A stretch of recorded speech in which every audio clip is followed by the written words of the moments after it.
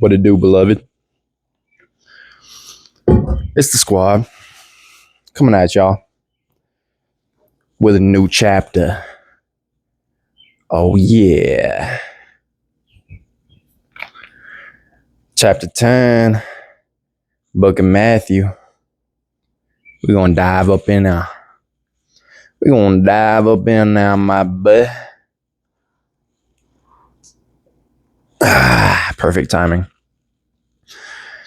Verse 1, and when he called unto him his 12 disciples, he gave them power against unclean spirits to cast them out and to heal all manner of sickness and all manner of disease. Now the names of the 12 apostles are these. The first, Simon, who's called Peter, and Andrew, his brother, James, the son of Zebedee, and John, his brother, Philip and Bartholomew, Thomas and Matthew the publican, James, the son of Alphaeus, and Lebbaeus, whose surname was Thaddeus, Simon the Canaanite, and Judas Iscariot, who also betrayed him. Dang. So, even the guy who betrayed the Christ, the Son, right, was given these powers, was given these abilities against the unclean spirits and to heal all manner of sickness, all manner of disease, even though Jesus already knew that he was going to betray him, right? He could already see that evil within him, that disloyalty, that pride, that whatever you could say was the cause of his betrayal. Because it's like, I don't know, right? I don't know. I can only theorize at what God knows, right? Some people are like, oh yeah, he can see into the future, right? He knows what you're going to do before you do it. But then there's, also the thought where it's like, yeah, you can just see your heart, right? Your heart tells what you are, right? Tells what you're willing to do and what you have the possibilities to do, right? Did Jesus give him a chance, right? Even though he saw that darkness? Did he give him a chance to live above that? I don't know. It's an interesting thought, though. Gave him the powers, right? Gave him the love, gave him the trust. Even though he saw that darkness, took the risk with him. Even though he saw that darkness within him. I don't know. Interesting, though. Even though he saw that Judas was going to betray him, that he had that darkness, whatever you think, right? Still trusted him, still gave him every chance possible to change that around. I don't know. Interesting though. Verse 5. These 12 Jesus sent forth and commanded them, saying, go not into the way of the Gentiles, and into any city of the Samaritans enter ye not, but go rather to the lost sheep of the house of Israel. And as ye go, preach, saying, the kingdom of heaven is at hand. Heal the sick, cleanse the lepers, raise the dead, cast out devils. Freely ye have received, freely give. Provide neither gold nor silver nor brass in your purses, nor scrip for your journey, neither 2 coats, neither shoes, nor yet staves.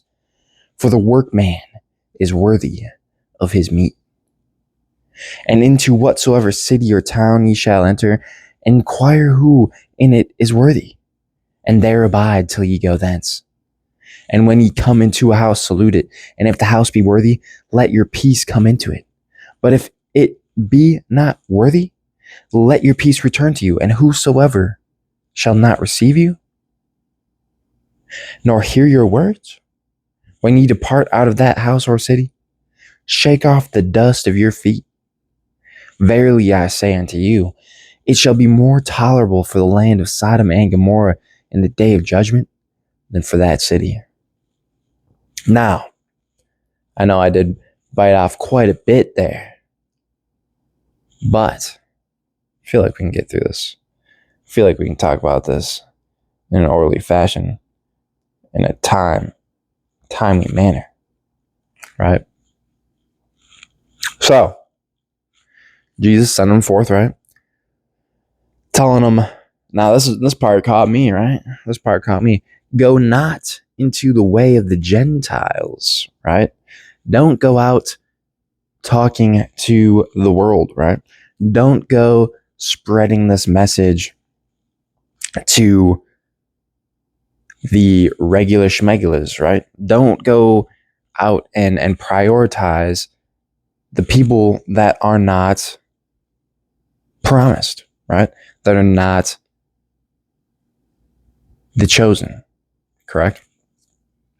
Right there. And makes sense because this is in the book of Matthew, right? This is in the book to the Jews, right? It's talking to the Jews, this whole book, right? And it says right here, it's showing how Jesus prioritized the Jews, right? Obviously, yes, Jesus came here to save everyone. That's what happened, right? But he did make sure that he kept his word, right? He did make sure that he prioritized his chosen people, right? He still gave them every chance under the sun to accept him, right?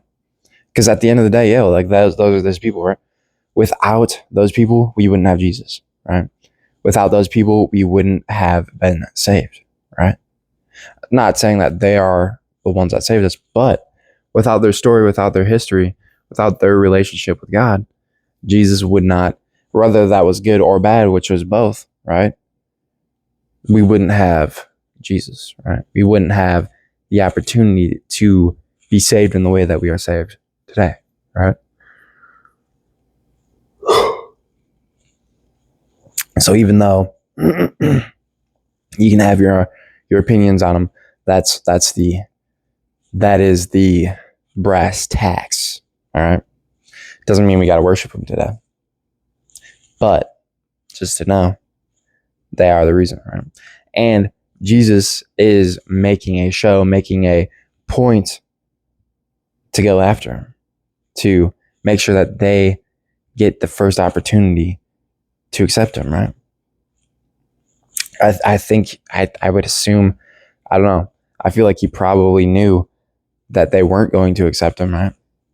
He probably knew that, hey, the classic sin that took his right-hand man from him, it's still around.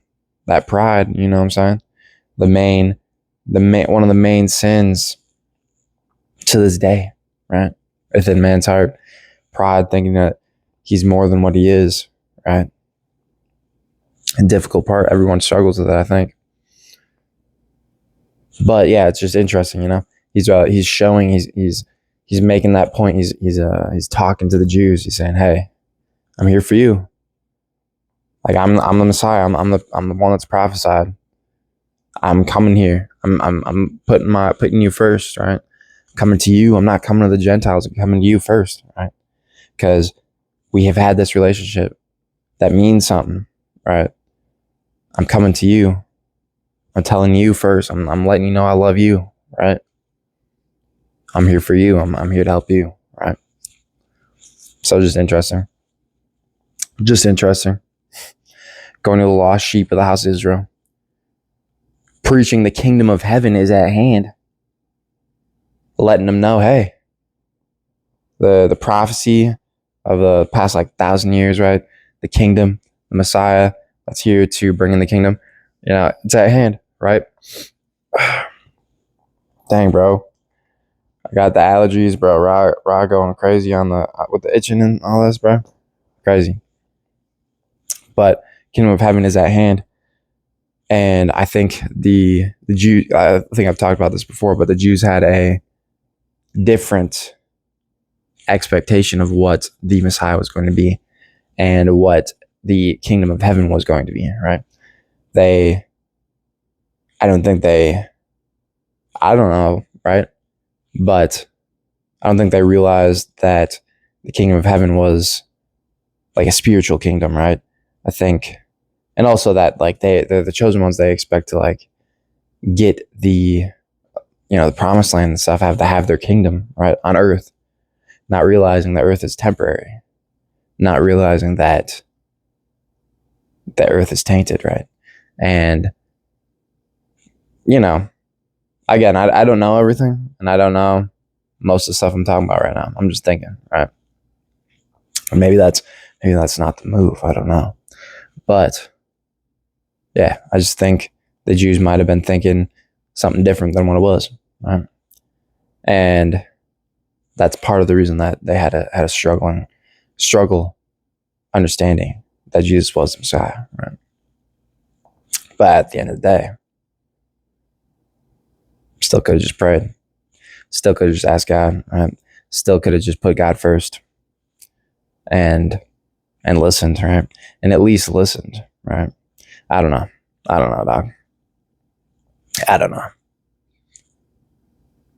But regardless, they went out saying, kingdom of heaven is at hand.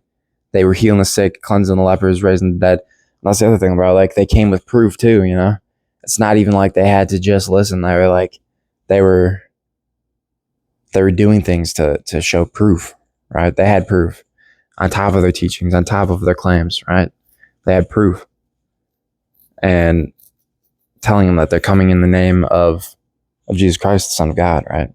And he had proof, right? And in the miracles and the teachings. Yeah. So it's tough, bro. It's like, dang. Like, if they believed, right, where would we be at today? If they, was that even a possibility for the Jews to believe and trust in Christ? I don't know. Because you would think, like, after like thousands of years of struggle, thousands of years of, winning and then falling back into sin, worshiping false gods, and then finally, like, the Messiah comes, like, yo, like, I'm here to lead you, right? I'm here to help you. Just like, listen to me, right? I can show you the way. And like, if they had believed, like, that'd be a pretty crazy end to the story, right? Be pretty cool, right? Pretty wild. Like, yeah, even though they had all the ups and downs at the end of the day, they still reconciled at the end of the story, and everything worked out in the end. But it didn't, right? It's tough, but interesting thought. Like, what would have happened? I don't know. I don't even know how to start thinking about that. I don't even know what would have happened. But yeah, interesting thought. Freely ye have received, freely give. Oh, bro, that's on point for us today, right? I'm going through an issue with a little injury with my knee, right? And it sucks, but it's like, still got that in the back of my head where it's like, hey, bro, I still got to do a bunch of stuff, still got to experience a lot of cool things and have a lot of fun and learn a lot, right? And hey, bro, I can continue to give out that information and stuff, that energy or whatever, for lack of a better term, right? I can still give out that energy that I've received freely, right? And help other people get to the point that I was at, and hopefully I will get to again one day, right? And hey, when you got something, make sure you be giving it out, right? The same way that you got it, that's the same way other people can get it, right? Yeah, just don't be greedy. Don't be what is it? Gluttonous, right? Greed and gluttony, right? Do the opposite of those. You got something? Hey, put the team on, He's saying not to bring any money either. Don't bring any, I'm not entirely sure what scrip is. Probably like food. And then don't bring any coat, or don't bring 2 coats or 2 shoes or any staves. Yeah, he's just basically just saying, go out, bro. Just YOLO, right? Just free it, just have faith. Just put everything in God. That's pretty wild. But I mean, hey, bro, like that's literally, he's literally giving out the game, right? He's literally giving out the way to succeed. And that's, don't worry about it. Just have faith. Like, just go out and do what you're led to do, and everything else will fall into place, right? And yeah, bro, that's something that I gotta think about, right? That's something that I actually have to dive into in my own plans, right? In my own ideas and the ways I feel led, right? Just have faith. Am I doing that? Is the way that I'm going about things? Is that how Jesus is saying to go about it right now? I don't know. That's definitely something I'm gonna have to think about, right? But for real though, like, read that. That's literally free game. That's literally the cheat code. That's literally the whole game, bro. Just giving out right there. Just have faith. Go out and do it. Just do it. Have faith. It'll happen. Trust God, bro. It's pretty. It's mind freak, bro. Crazy simple, but the only thing that makes it hard is our own thoughts, our own conscience, right? Interesting. The only thing holding you back is you worrying, tweaking about something, right? Yeah. Just have faith, gang. But then he was talking about, whatever town you enter into, inquire who is worthy, and then abide there. And when you come into the house, salute it, right? So blessed, I think. So when you're coming into a town, find someone that's a believer, that's willing to hear you, that's willing to believe you, right? Believe in him, right? And if you find someone like that, salute it, right? Bless that house.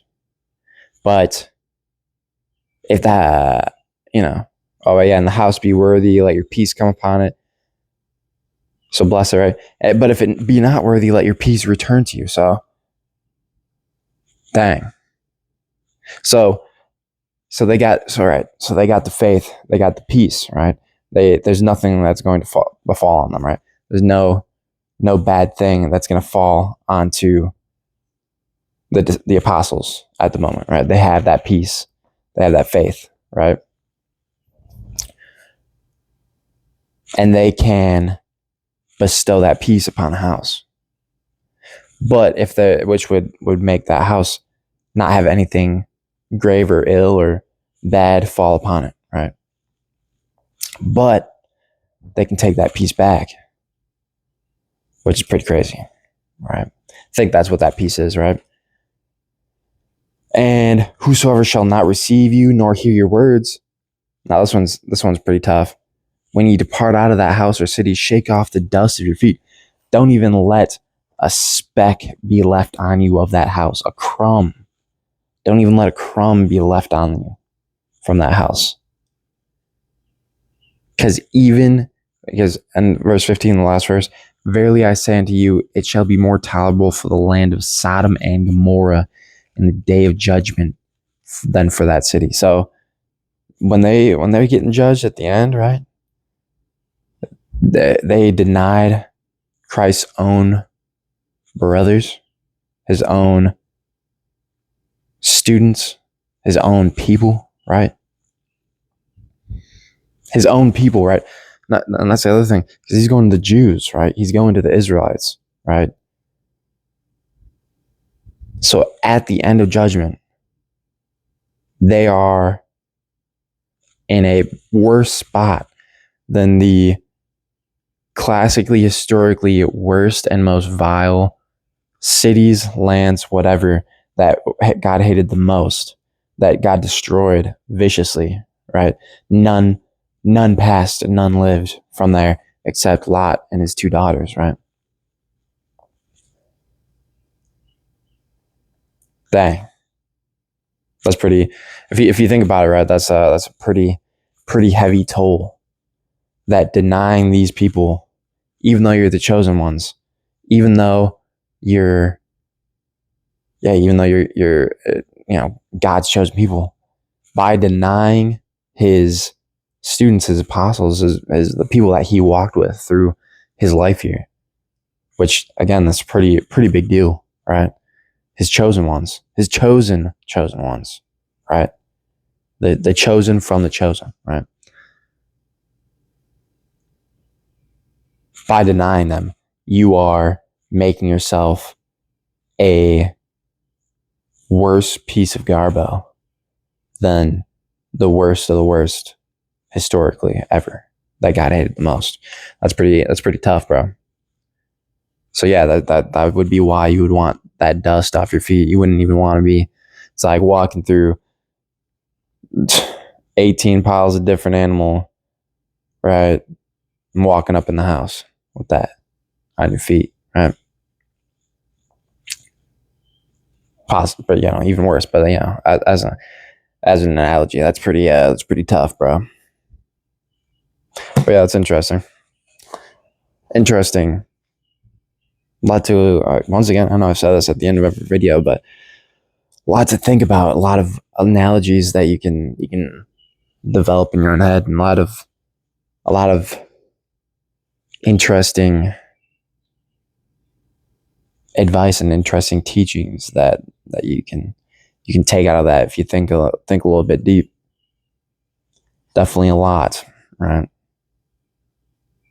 But yeah, appreciate y'all sticking around for my little ramblings, right? Love y'all. Ask the Lord to bless y'all. Amen.